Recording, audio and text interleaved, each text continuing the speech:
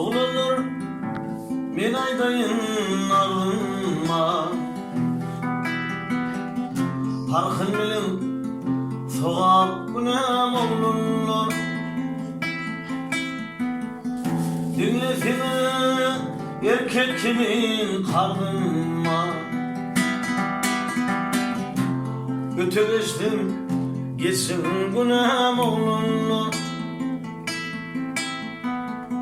Çın dostum var olsa gönlünü yapma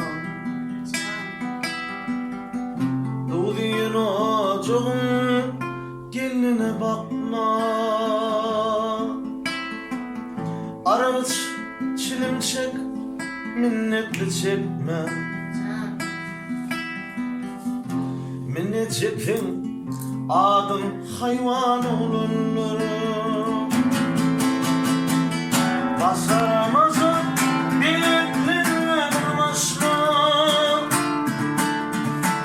Hala o bir fırsatda uğraşma Yine nerede lol evinin çalışma Törde yedi gafına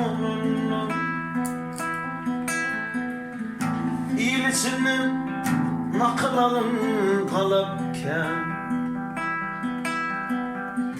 Pul gözlemem, akıl gözlem manatken Merkede özünü tanıtma İyil beyiptir, gerrev tanar oğlanlar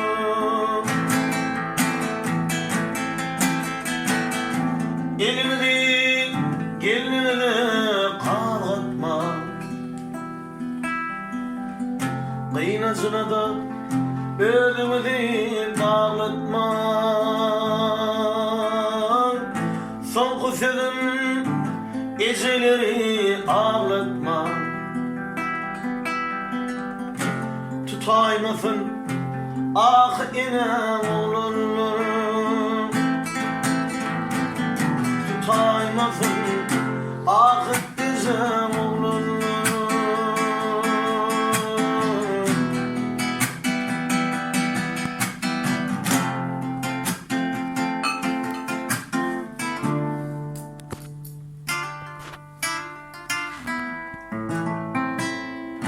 Ay berekallah